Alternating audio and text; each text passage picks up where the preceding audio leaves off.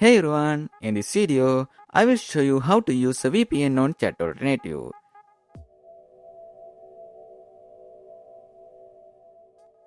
First, open your browser and go to the chat alternative. As you can see, I am not logged in and my location is showing as Sri Lanka, which is my country. Now let's change it.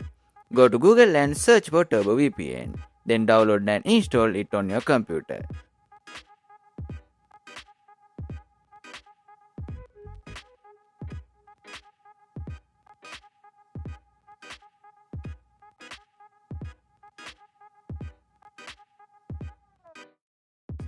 Once the installation is complete, open Turbo VPN and connect to any country you want.